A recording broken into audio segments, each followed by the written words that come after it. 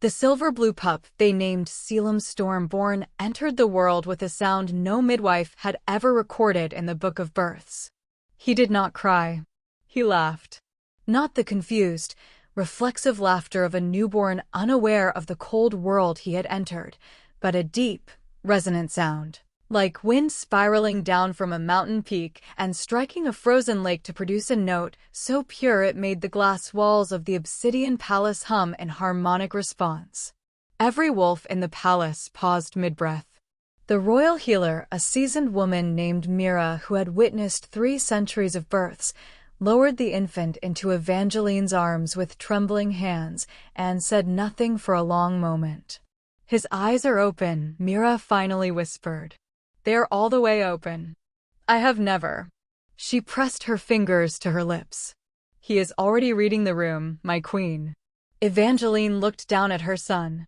Silver-blue irises, precise and ancient, regarded her with a calm intelligence that stole the breath from her chest.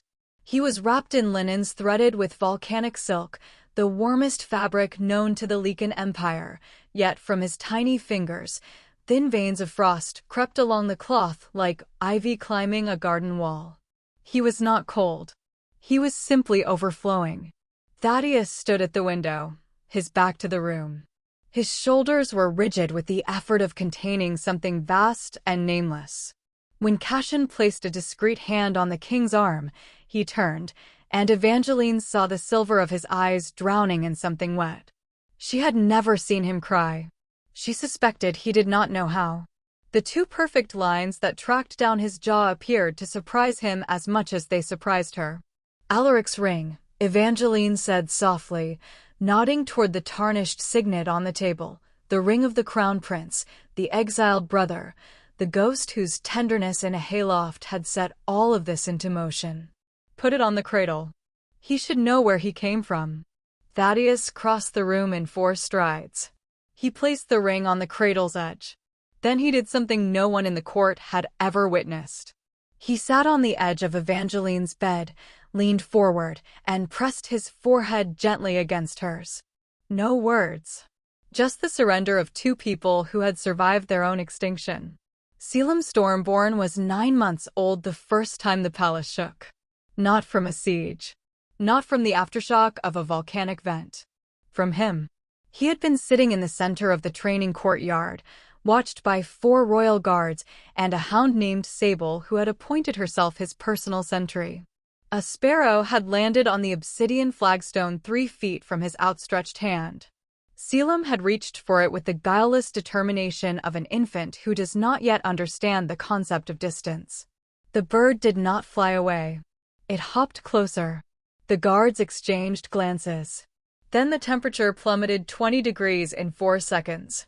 Not in a violent, weaponized wave as Evangeline's power manifested, but in a slow, irresistible tide, as though the world around Caelum simply chose to obey him. The flagstones bloomed with frost flowers. The hound Sable sat down abruptly and pressed her nose to the ground in full submission. The sparrow lifted its head, regarded the silver-eyed infant, and bowed. It bowed. A wild sparrow, dipping its small gray head in a motion so deliberate it could not be mistaken. Then Caelum smiled, that mountain wind laugh again, and the frost retreated, and the sparrow flew to his fingers and perched there, unconcerned. The guard captain sent a runner to the throne room immediately.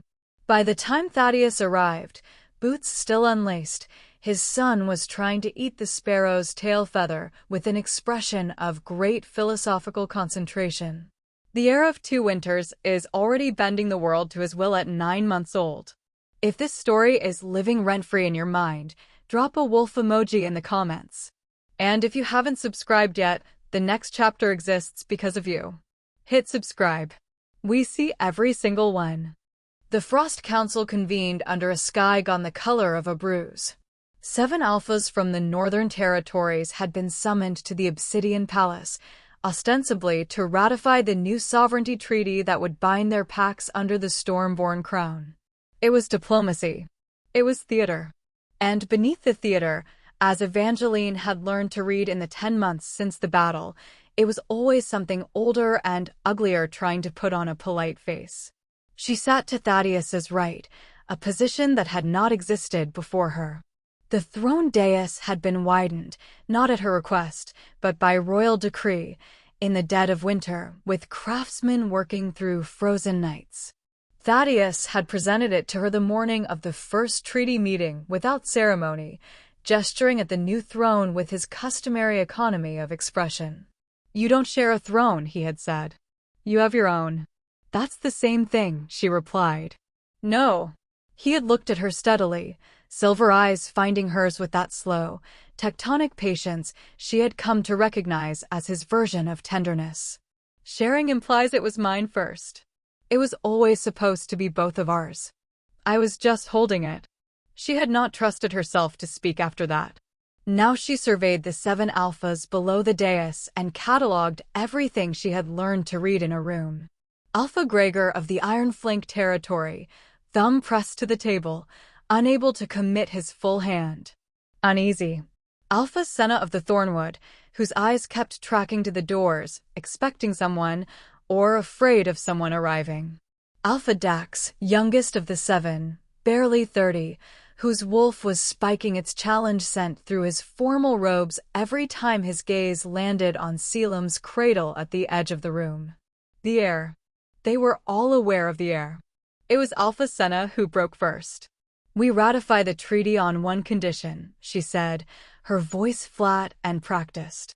"The child's bloodline must be verified by the Ancestral Stone before we bind to the Stormborn crown." The Ancestral Stone. A relic carved from a meteor that had struck the northern tundra 3,000 years prior, its mineral composition unique to this hemisphere. When a wolf of royal blood placed their hand upon it, the stone responded with a resonance visible to every other wolf in the room. It could not be faked. It could not be coached. It had never been used on an infant. A murmur stirred through the chamber. Cassian, standing at the wall with his hands folded, looked at Evangeline with the careful neutrality of a man waiting to see what she would do. Evangeline looked at Thaddeus. He looked at her. In 9 months of marriage, they had developed the language that requires no words, the small seismic shifts of a shared life, the grammar of 2 people who have been each other's only safe harbor. "Let them ask," his eyes said. "They won't be ready for the answer," hers replied. "Bring the stone," Thaddeus said. The Ancestral Stone was a disk of black iron nickel approximately 2 feet in diameter, its surface etched with the circular family trees of every Lycan line in recorded history. It was brought in on a velvet plinth by 2 handlers who moved with the careful reverence of men carrying a live weapon, which, in a sense, they were. Cassian lifted Caelum from the cradle. The infant was awake, those silver-blue eyes scanning the assembled alphas with a calm that was, in Evangeline's private estimation, slightly terrifying for a 10-month-old. He was dressed in deep blue wool, Alaric's ring now resized to a bracelet, around his wrist. Cassian crouched before the stone and guided Caelum's small palm toward its surface. The room went church quiet. Contact. The stone did not glow. It did not vibrate. It exploded. Not in heat, in cold.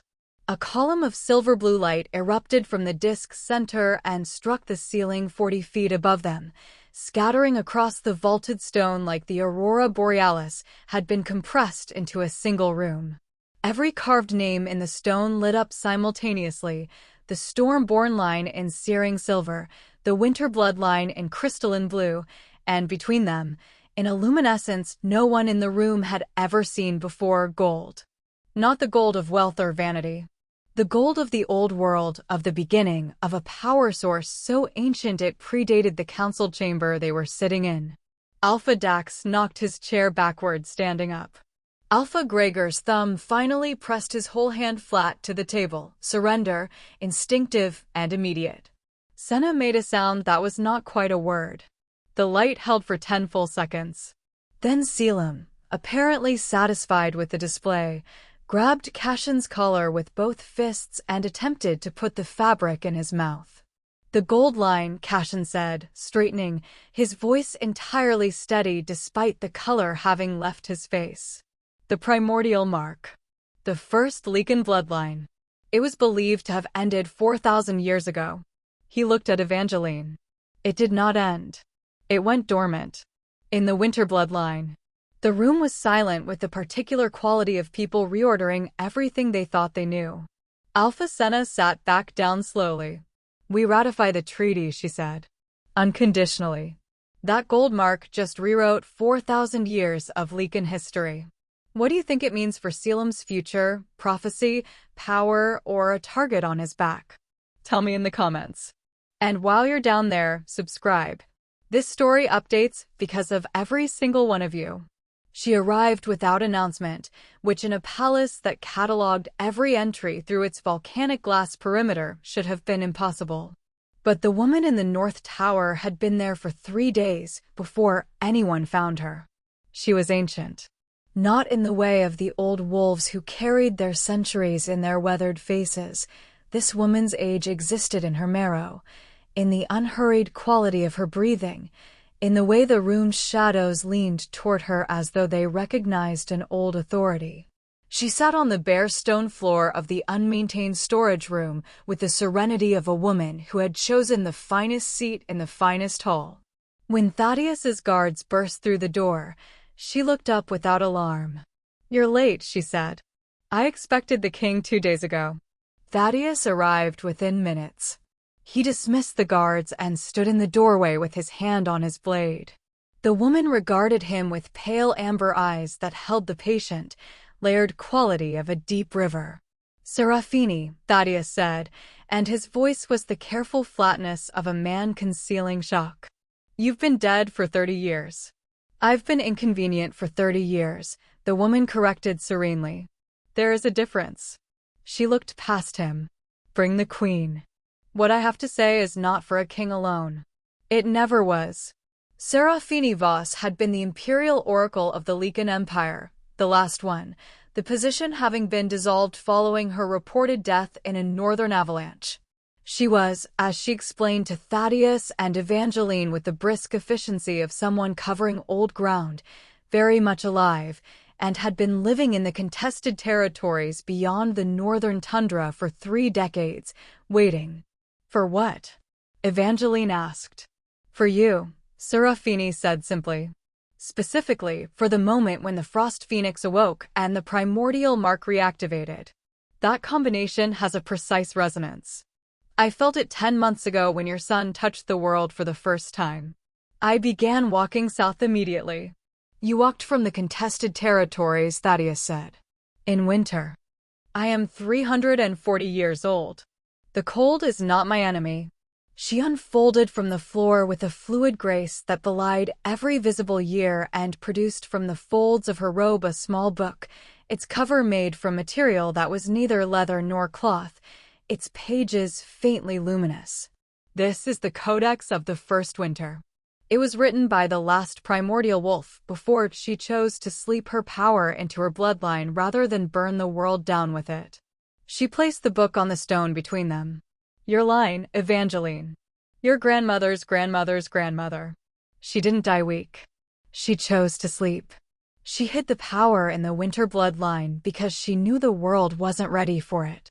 She knew it would take 4,000 years and exactly the right combination of. Stop, Evangeline said. Serafini paused. Evangeline looked at the book. Then at Thaddeus. Then back at the oracle. What does it cost? Old power always has a cost. Every myth, every legend, every story I have ever heard that starts with 4,000 years in the making ends with someone paying a price they didn't expect. A beat of silence passed in which Serafini's amber eyes held something that might have been respect. The primordial power cannot be fully awakened while dormant grief remains in the bloodline, she said quietly. Someone in the winter bloodline, before you, died with a wound unresolved. A betrayal so deep it calcified into the very DNA of the gift. The power sleeps beside it. To fully awaken, you must go back to the origin of that wound. You must find the name of the one who was first betrayed, and speak it aloud in the place it happened. Where? Thaddeus asked. Serafini looked at Evangeline. Frosthollow, she said. Where else would the wound be? It always begins at home. The Oracle has arrived with a 4,000-year-old secret, and the price is going back to the place that almost destroyed her. Are you holding your breath? Drop a comment and share the story with someone who needs a binge-worthy escape tonight. Every share keeps this channel alive. The journey north took 4 days. Thaddeus had wanted to send a regiment. Evangeline had vetoed it. A regiment says we're afraid, she told him, in the private language of their war council sessions that had gradually, over months, become their marriage. We go with Cassian, Mira, and Sable. And Serafini. Small. Precise.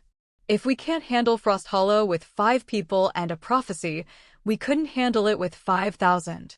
He had given her the look she had learned to translate as, "You are probably right, and I resent that." Caelum stays, he countered. Obviously.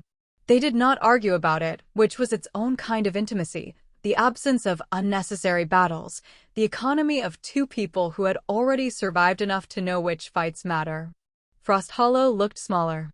It had always felt enormous to Evangeline, the frost-bitten empire of her captivity, the Alpha's great hall with its iron chandeliers, the courtyard where she had scrubbed stone at midnight while Geneva's laughter bounced off the walls. She had carried it inside her like a country, vast and inescapable. Now it was a village. Medium-sized. Drafty. Ordinary. The current residents, Omegas and mid-rank wolves who had reorganized under a modest provisional council after Kieran's exile, parted before the Lycan queen and her company with expressions ranging from awe to relief. A small girl broke from her mother's side and ran up to Evangeline with a clutch of frost flowers. "Are you the Ice Queen?" she asked. Evangeline crouched to the child's level. "I'm Evangeline. Who are you?" "Miri." The girl held out the flowers. "Mama says you freed everyone here. She says you could have been angry enough to burn it all down, but you didn't." Evangeline accepted the flowers. "It wouldn't have been justice to burn it," she said. "The people who deserve to be warm still live here." Thaddeus, standing behind her, said nothing.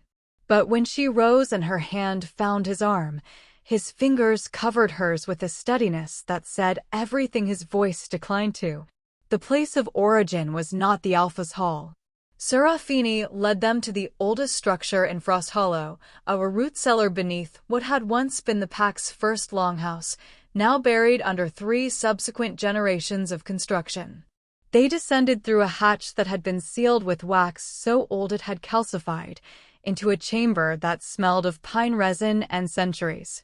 The walls were carved stone, layered with frost that was not seasonal but permanent, a cold so embedded it had become architectural. And on the far wall, carved with what Evangeline recognized as the same crystalline precision as her own frost phoenix markings, was a name. Eira. Below it, a second inscription in old Lycan runes that Serafini translated in a voice barely above a murmur. She loved too completely. They called her Hollow because she gave everything she had. She left the power sleeping in her children so they would never be taken as she was taken. May the one who finds this place know, you are never hollow. You were the vessel. The power was always the point. Evangeline stood before the inscription for a long moment. The frost on the walls began, without her consciously willing it, to glow. She pressed her palm flat against the carved name. "Eira," she said aloud. The word dropped into the room like a stone into still water, and then everything expanded. The cold light that erupted was not the violent power surge of battle. It was a release, the specific and tremendous relief of something that has been held clenched for 4 millennia finally, completely letting go. It moved through Evangeline's body like a river finding the sea. She felt every generation between herself and Eira in a single, compressed moment, the women who had scrubbed and served and been called hollow and empty and broken, all of them carrying this sleeping gift in their blood, all of them waiting for the one who would survive long enough to come back and say the name. When it was done, the cellar was warm. For the first time in recorded Frosthollow history, warmer than the air above it. The permanent frost on the walls had retreated, replaced by the soft gold luminescence of the primordial mark, now fully, irreversibly awake. Thaddeus did not ask if she was all right. He looked at her and said, "Eira's bloodline ends the cycle today. And begins something new," Serafini added, with the quiet satisfaction of a woman who has waited 300 years for a sentence to complete itself. Eira's name was said. For 1,000 years of dormant power just came home. If this moment hit you somewhere deep, and you feel like Evangeline's victory is personal, leave a like and a comment telling me what part of her journey meant the most to you. These stories exist because you watch them. Chapter 8: The Space Between Storms. There is a specific quality of silence that exists between two people after they have survived something unsurvivable together. It is not the silence of strangers. It is not the silence of peace, exactly, though it is the silence in which peace becomes possible. It is the silence of two bodies that have learned to breathe in the same rhythm without deciding to. The silence that collects in the hours after midnight in a palace lit by blue volcanic fire, when the world outside is held quiet under a blanket of new snow, and there is nothing left to defend, and no enemy at the gate. And the only remaining question is the one neither of you has asked aloud. Evangeline was in the observatory. It was her habit now, after Caelum's late feeding, to climb to the glass dome at the palace's crown and stand beneath the sky. She found she needed it, the scale of the stars, the indifference of their ancient light. After months of being the axis around which an empire's fate had turned, there was a particular mercy in standing beneath something that did not need her to be anything at all. She heard the door. She didn't turn. "You don't sleep," Thaddeus said. "Neither do you." The sound of his boots on stone as he crossed to stand beside her. Close, within the gravitational pull of his warmth, which she had never once been able to ignore, even in the beginning when she had been afraid of everything about him. "I've been thinking about what Serafini said," she told the stars. "About the power. That it slept in the line because the grief was unresolved. It's resolved now. I know. But I keep thinking," she paused. Found the words. "I keep thinking about all the women before me who carried it. Eira and every generation after her. All of them serving and surviving and loving people who didn't see them and protecting power they weren't even allowed to know they had. A beat. I want to build something for them. Not a monument. Something living. A sanctuary in Frosthollow for any Omega who needs it to exist." Thaddeus was quiet for a moment. Not the quiet of consideration, she knew that quiet. This was different. This was the quiet of a man arriving somewhere he had been walking toward for a long time without knowing it. "What would it be called?" he asked. "Eira's house." A pause. "Build it," he said. "I'll fund it. Caelum will administer it. You'll direct it." She turned then. He was already looking at her. He was always, she had noticed, already looking at her. "Why do you do that?" she asked quietly. "Do what?" "Say yes. Every time. Before I've finished convincing you." The edge of his mouth moved in the almost smile she had catalogued hundreds of times. The one she had learned was not small but enormous, just compressed. The way his entire self was enormous but compressed. The way a glacier is not small simply because it moves slowly. "Because," he said, "I have never once needed convincing." The stars did not witness what passed between them in the silence after that sentence. Some things are private even in a story. But the aurora that swept across the northern sky in that hour, silver and blue, and, at its edges, the faintest trace of impossible gold, was recorded in the observatory's light logs as the brightest event in a decade. The palace staff would later remark that the king had been in a notably good humor for the following week. Caelum, when asked, declined to comment. That slow burn just paid every single cent it owed. If you are here for the quiet moments as much as the battles, give this a like. Tell me in the comments, Team Evangeline and Thaddeus from the beginning, or did they earn you? Subscribe for more stories that take their time getting there. Chapter 9: Caelum's First Winter. By his first birthday, Caelum Stormborn could not yet walk, but he could freeze a raindrop in mid-fall and hold it suspended in the air for as long as he held his attention on it. His attention, unfortunately, had the span of any 12-month-old, which meant the courtyard was frequently decorated with small suspended droplets of ice that spun lazily in the draft until Caelum was distracted by something more interesting, at which point they fell all at once and pinged across the volcanic stone like a small cascade of coins. Sable the Hound had accepted this as a feature of her existence and now wore a permanently resigned expression. It was Serafini who first named what they were observing. "He is not learning to use the gift," she said, watching Caelum attempt to stop a snowflake mid-flight with the intensity of a very small scientist. "He was born already knowing how. What he is learning is restraint. The same lesson, incidentally, that took your grandmother's line 4,000 years. A pause. He'll have it by 3. 3, Evangeline repeated. Perhaps 2.5. He's advanced. Thaddeus, standing nearby with his arms folded, said nothing. But he had, Evangeline noticed, positioned himself between the child and every possible direction of threat simultaneously, and had been doing so, she realized, since the first moment he'd held Caelum, without ever appearing to think about it. It was simply how he moved now. His whole gravitational center had rearranged. "He watches you," she told Thaddeus that evening. "He watches everything." "No. He watches you specifically. He studies the way you move. He's learning what safe looks like." Thaddeus was quiet for longer than usual. When he spoke, it was in the lower register he used when something mattered enough to be careful with. "My father taught me that a king's face is a weapon," he said. "Never neutral, always sending a message. I spent 30 years learning to make my face say whatever the room required." He paused. "I hadn't realized I was still doing it. Until Caelum looked at me and I found I wanted my face to say something true." "What does it say now?" He looked at his son, playing with a snow spiral in the firelight. "It says I would burn every empire I ever built into ash before I let that child carry anything alone." Evangeline reached over and took his hand.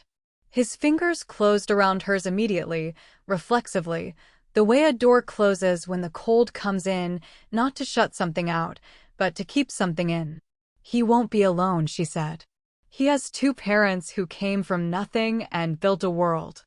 He'll know what that cost and what it's worth." Eira's house opened in Frosthollow on the first day of the new year. It was not grand. Evangeline had specified that deliberately: no towers, no gates, no architecture that said power or required awe. It was warm. That was the design brief. Warm in the literal sense.